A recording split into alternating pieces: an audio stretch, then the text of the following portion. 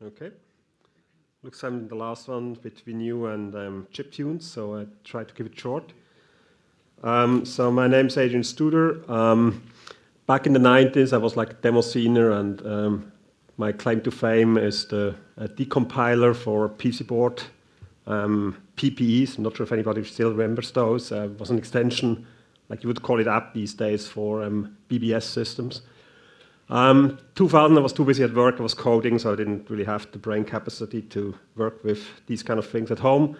But since the 2010s, I'm more like the Outlook PowerPoint guy at work. So back at home, I'm back at lower-level stuff. So I do hardware hacking. As a side project, I do also a AES receiver that's basically tracking for ships, like you might know Flight Tracker. Same concept for ships. So before I go into my project, I want to talk about the world turtle because I think it's very applicable to us reverse engineers. So it's a concept, I think, from India that the world resists on the back of elephants, and under elephants there's the turtle that holds up everything, kind of cosmology. And cosmologists always wonder, like, okay, we know we have the world, we have the elephant, we have the turtle. What's below the turtle? And one theory is it's like turtles all the way down. And I think that very much applies to how I think about things. So you got like an electronic device. It's made up of some subsystems. You got a hard disk, you got like your main board, you got sound card, and so on. And then there are like ICs and sensors. But what's inside those ICs and sensors? And as it turns out, it's actually MCUs all the way down. Everybody here probably as security folks know the Intel Management Engine, which is like one of those turtles in the turtle. And there are several other concepts or like talks about that topic. Some a bit more obvious with hard disk, because you got MCU, but you can actually like influence that or override that firmware and run Linux on a hard disk. It's an interesting talk. SD cards, as we saw, for example, with the Wi-Fi card, but also even the primitive SD cards have MCUs in there, turns out. And even the eMMC, that's like the flash chip on your phone, there was with the Samsung devices, there was an issue with the firmware of that eMMC, that it corrupted the eMMC, and they actually had a firmware patch for that flash chip itself. And then obviously all the radios like Wi-Fi, Bluetooth, your baseband, they all have MCUs in there, which typically are not documented. And this here is my target of interest. So that's the radio that I use on my AES receivers. It's like 4 by 4 millimeters, so pretty tiny. It's Labs EZRadioPRO, so they have transceivers and receivers, like maybe half a dozen different part numbers. They are covering what's called sub-GHz radio or band, so it's basically everything below 1 gigahertz. This chip's interesting because it covers the whole band, so it's not only the ISM band, but also like everything in between, which is interesting for like non-standard applications like my AES receiver. It covers like a reasonable set of relatively simple these days, like frequency shift keying, on-off keying, and so on. It's relatively slow, 100 bit per second to 1 megabit per second. It includes a complete packet handler with CRC and so on. It's relatively cheap. And one first interesting thing, they're actually software and pin compatible across the whole range. So I originally used the receiver, and then it wasn't available. I could just like put the transceiver into the same spot. It's pin compatible. I can use the same software because I kind of use less functionality than the transceiver offers, so I'm fine. So that's already like I wonder if, like, are they all the same inside? I don't know. Where I used outside of my pet project, like Siloband, I'm not sure if any of you had those. I think Coldplay concerts, like they light up the whole stadium. They have that radio in there which receives the signal and then decides which color to show. There are like some Sigfox modules use those. And for the hams, there are actually high-altitude balloon trackers that use it for as APRS transmitters. And obviously, you get cheap modules on eBay and AliExpress that include those as well. What's inside? So that's like the architecture from the datasheet. Those familiar with radio technology, it looks very much like an SDR on a chip, if you want. You got like a bit some RF voodoo on the left-hand side from your view, and then you got an analog to digital converter, and then you got this block there which has digital logic, modem, FIFO, packet handler, and an SPI interface to talk to the MCU that supposes it outside and control the whole radio. The interesting part here is obviously that red box, because that looks very much like the job of a CPU, but there's no CPU here. So when we dig through a few patent filings, we actually see back here, like about here, we have an 8051 MCU that's described in this patent. So they say we have an MCU and we have like a DSP to do like all the RF heavy lifting. Down in the boxes, we see like we got RAM, and then over there we actually got the program ROM or program memory, some NVRAM. So it's definitely a full-blown computer in this little chip. And there's actually a related patent which is very ominous. It says devices formed on a single wafer. So basically, when you build the physical thing that makes up the chip, that you actually can program it with different firmware. So after you make the chip, you can program it with different firmware, and then you can sell different kind of devices with only like one piece of hardware. So that's like, ha, that sounds interesting. And there are even patches for this thing. And again, we can test future features on the chip, patching the radio.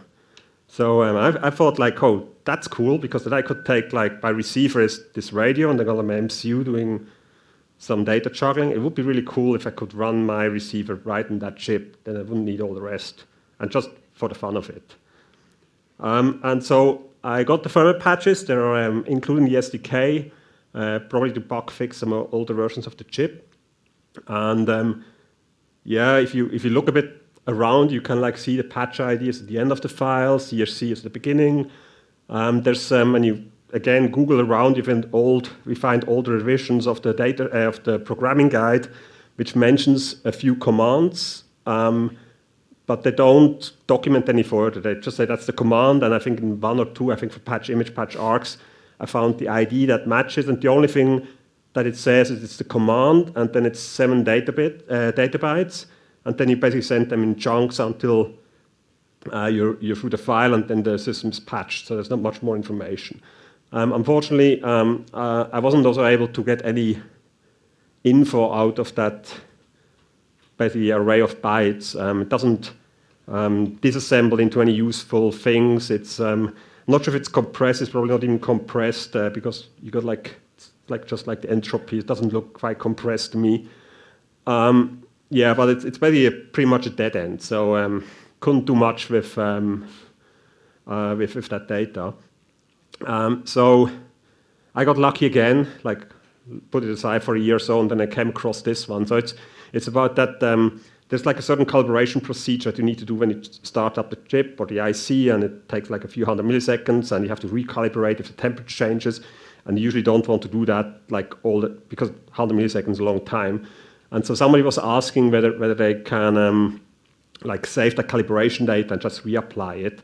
And the helpful fellow from the vendor said, well, we got these 2 commands called peek and poke to access registers, and it has a 2-byte address, and just put in those 1-byte addresses for the registers, and you can read and write it back. And I thought like, back in the 90s, I knew how peek and poke works.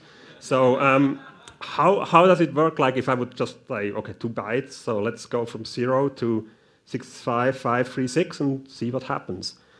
And so back in the 2000s, I got my Raspberry Pi and had like a few breakout boards that I had from my project, and kind of put them on the Raspberry Pi, wired up my SPI bus, so like a few lines that I need to program or to call the official APIs. I did a bit of Python, so for the Raspberry Pi, there are actually very useful libraries to directly access GPIO, so you can like directly from Linux or with Python like wiggle pins and talk SPI and whatever those chips need. So that's like in pseudo Python. I reset the radio, send the command for power up, and then basically loop over the whole address space and send the peek command with the address and write it out to a binary file. And so I got that. That was about early summer, spring. I got a dump, looked like this in Binviz. And then, yeah, I tried to use Radare, and yeah, it didn't quite work. Like half the code looked like gibberish. And so this fellow Pancake, I thought, oh, cool, I get help from himself. And yeah, that was like the kind of help I got. So,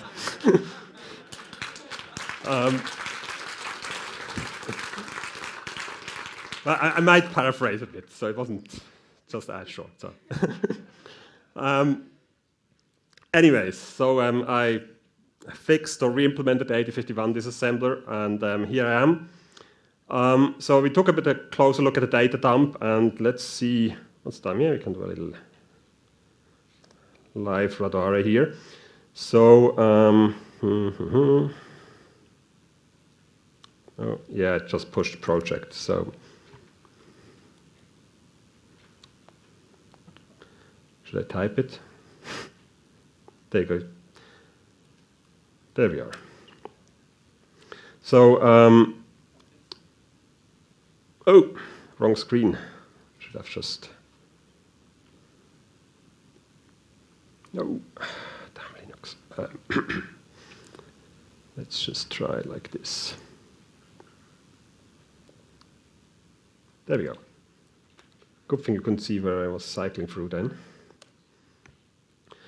So when we look at the dump here, it's basically we got like a bit of data at the beginning, and then when we go down here, we got like lots of jumps. And then what's interesting about those jumps is that most of them go like in a high memory region, like anything about above 8,000. And then when I go a bit further, so let's go to OX 4000.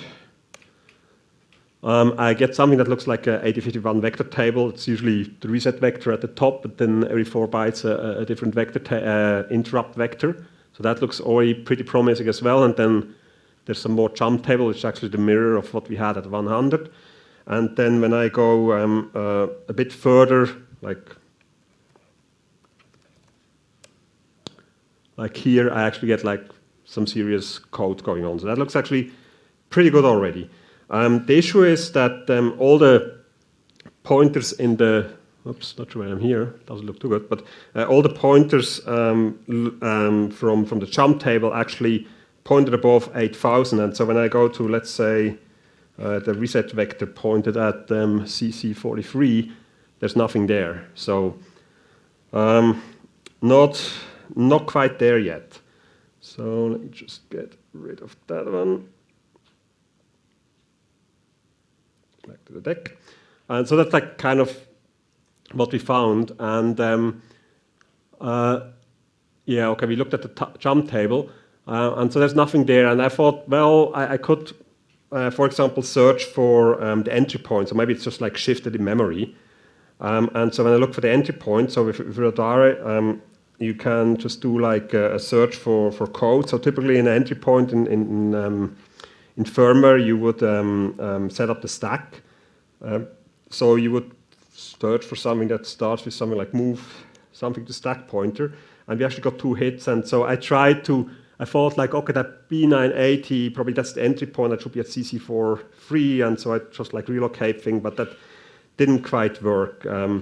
The other indication that something wrong is that the patent spoke about 32K of program memory and only got about 14K of code. So another indication that things are missing. And so the question is, how can we extract more data? And so one thought that I had was, maybe I should look what peek and poke does and see how that translates. So we're looking for the entry point for the API commands. And so the API commands for that chip is you send basically a byte, that's the command, and then you send some parameters. And so I was looking for basically the peek and poke command. So I was basically just doing the search again, /C, and just for the immediate value. And I get a bunch of things back. And when you do it for F1 and for S0, you get this CJNE a absolute value address, and that's basically compare and jump not equal command in 8051. And so I was able to with this to locate, or I'm able to locate peek and poke in that dump, luckily. So I do this CGIE. Actually, let's just go for the X F2. Sorry, F1 was the one. So I see I got the 1E41. So let's do this. I go for 1E46. So we see here where the compare jump, compare jump, and so it turns out those numbers in the compares actually all match certain API commands. And so the pattern on how that works, so I can go for, that's number 5. No, that wasn't number 5. That's number 2. I basically can jump into the peek and poke commands, look at the code. I won't really dive into the code right now, but the idea is or the result of this is, I have to keep a distance here. Here we are. So the result of this is that we have like a peek and poke. As mentioned, you got like in address 70, you got the command. So in 1F, you get the arguments, and then reply stream is basically you just put everything from 70 to 70F comes back out of the system on my SPI port. And when I say back, and I just read to finish the command. And there's some more details, I will just skip over them. But I see a way to actually do some code attack. So we got this jump table, and the poke actually can write into that array of the jump table. And some of the commands actually point back to the jump table before they go back into ROM. And so the attack vector there is that I can poke our code in some unused RAM, and then I can hijack an existing API command by just like overwriting that entry in the jump table to point at my code in the RAM. And I say a little constraint that it only works for that memory area, and I wanted to support all the chip revisions that I had at hand. And so I had a command candidate, hex 12, which is get property, which has the like 225 is in the one revision of the chip and 168 in the other revisions of the chip. I got certain memory area candidates, so I kind of write a patch of 488 and have about 100 bytes of code I can write.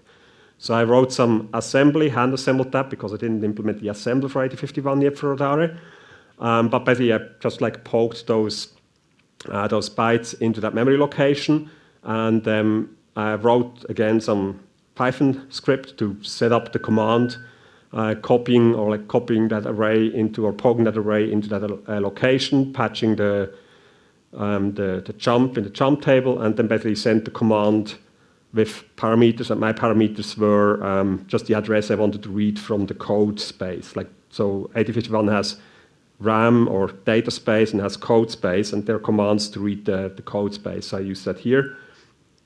And then what I get out actually looks much more promising. We got like different kind of chip, 2 generations of chip. We got the B1B and everything with a 2 like C2A or A2A. And that's like how it looks like. So you got like code in the beginning, like that's similar to the other ones. Then we got a mirror image of code that starts actually in the actual ROM dump at 8800. And then we from 8000 to, depending on the chip revision, 16 or 32K, I got like the complete firmware out of the flash memory. A few interesting things, we look at firmware. When I compare the dumps between the different devices, there's a huge difference between the generations, like receiver 4362, older version versus new version, there's a big difference. But when I compare receiver new versions with transceiver new version, it's like it's identical. It's 100% identical. There are only a few bytes in something I think is configuration space that's different. There's another more powerful receiver which has some of the code in the RAM which is different, but again, the whole ROM is identical. Or another indication, it's basically the same piece of hardware looking at, just like differently packaged and sold. Now, how do you like look what the firmware does? Yeah, we heard strings earlier today, pretty successful. Well, it doesn't really work in this case. So not a lot of meaningful strings. And that's like how it looks like. Most of it is just random code. There's like a sequence at the top, but that's probably just like a lookup table or something. But there are actually two interesting candidates. They're like one, the filter.txt. I have no idea what this filter.txt means. It's in there. It's not referenced. It's no idea how that got there. Must be maybe it's just an accidental string, but I don't believe so. Another interesting thing is the SI4440. Sounds like a part number because they're like 44 or 4632 and so on, so it sounds similar. There are only like 2 or 3 Google hits in this one. One's a very old programming API, which for one example, what part info gives you back is this number. And the other one is a paywalled report from Tech Insights, where they find the die inside of yet another radio than actually looked at, which has that die number. So again, indication there's one die used even in more products than I listed here. Yeah, AAA is the other option. Unfortunately, with 6851 analysis is a bit, not that good. For example, AF gets totally confused when you end the function with a jump to another function, and then the red is in the other function. So they use that to save stack space, to save bytes in the code. And there are also calls into the middle of another function. Again, you might have a function that copies a large block of memory, and if you need another function to copy a shorter block, you just like jump in the middle of it and screws AAA totally up. So what I do is, and function calls with jump tables and so on. So there are a few things, switch constructs, that doesn't really work. So what I did is I manually declared all functions that I kept through that I found. Made a little macro to basically just use AFU instead of AF. So with AFU, you can basically say, analyze the function from here to here, and that's the function, and don't worry about the rest. AXR, like for the references, worked perfectly, so that was fine. And then I use R2pipe to do some additional tasks, like for example, getting the XREFs from relative memory access and so on. The next thing I wanted to do, or what I did do to make more sense of the code, to actually know what it does, because there are no strings, there are no system libraries, nothing you can go by, is actually that we take the documented API, like the commands, the properties, and so on, and basically look at that entry point, at that list of calls that we saw before for the peek and poke, and then basically go through it, take one command, like here, request device state. The response that this command gets is the main state of the internal state machine and the current channel the radio listens on. We look at the code, and when you look at the code, you get like 70, that's like the output buffer or reply buffer for SPI. You got 1D, that's like the first argument, which was the current state we know now. We got 2A, that's the current channel, and so I basically just wrote that, just added a flag at that location, and then like go from there and go like in 4 more rounds. Then I look where those values were set, and then deducted that, okay, that's probably the part of code that controls the state machine, and so on. And you can do the same thing with all the status flags you get out. You can do the same thing if you like set the attribute on the modem. You say, okay, that's the frequency I want to listen to. That's getting rid of some memory, and then some other routine reads that memory and puts it maybe in some registers, and so you can deduce that register might be responsible for control of frequency and so on. And then save project was a bit of a failure. I tried to save project in Radar, that kind of totally screwed up as well. So I just have like a few R2 scripts that I basically just take notes in and then load them up when I start up. And so just before I end here, a quick jump back in here. So I go out here. I have to go out here as well.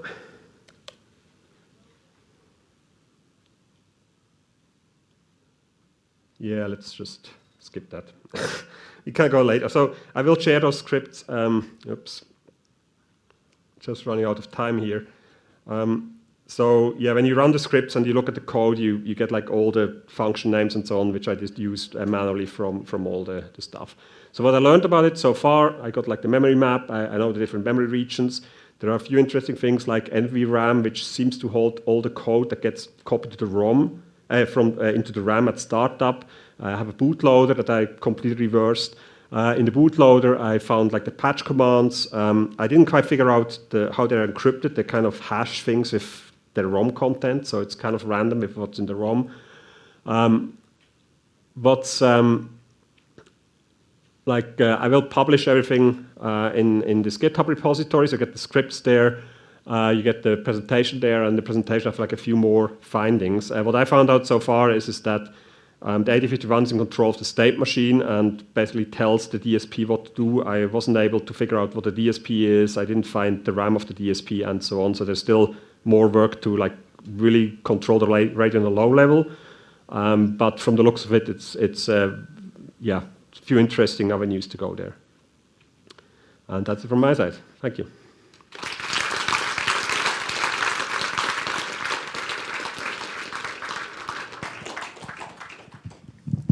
Questions?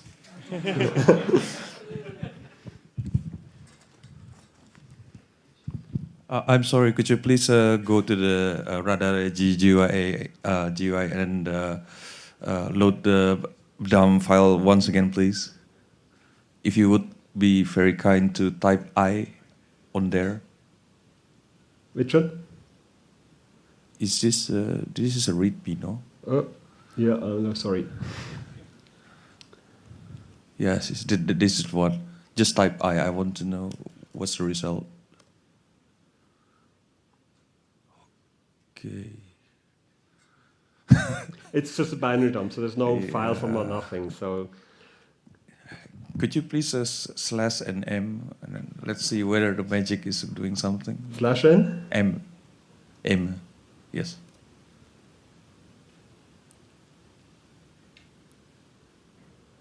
Yeah, and euro yards, yeah. Okay. Thank you very much. Okay. I have no idea what the command did, but okay. Any other question? Okay.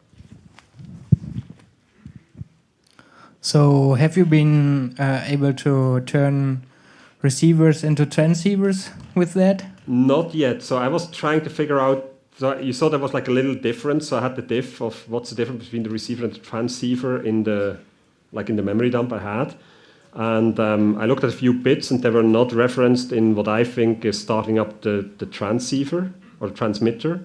All the code for controlling the power amplifier, it's all in there. So I'm not sure yet what's the difference. It might be a blown fuse somewhere. So that there are mechanisms at manufacturing time to actually kill a few things on the chip. But I don't know yet whether that's the matter or not. So that's one of the to-dos to throw some transceiver code, transmit code at it and see what happens and where it goes. Thank you. Anyone? Thank you.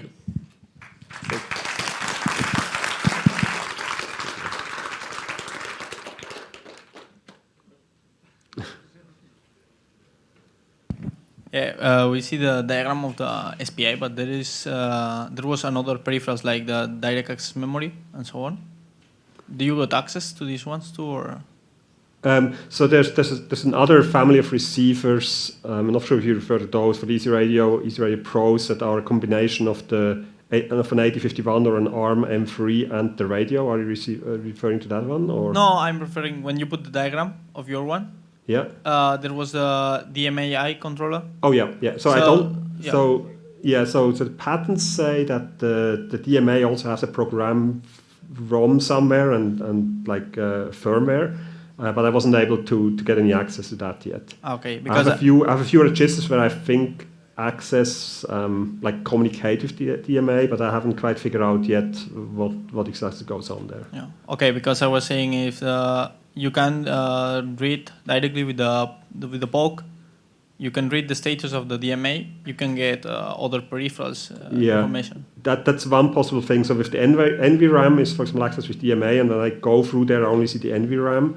But for example, I also see that the FIFO, before it's sent out, is actually also sent out through a DMA. So one of the jobs would be to reconfigure that FIFO to point at other memory areas and see if I get something else back. So that would be another approach as well. But yeah, the DMA, the DSP is definitely something I want to explore, because if you have access to DSP and you can control the DSP, you actually have an SDR on that little chip, because that's the mother load if that's available. Thank you.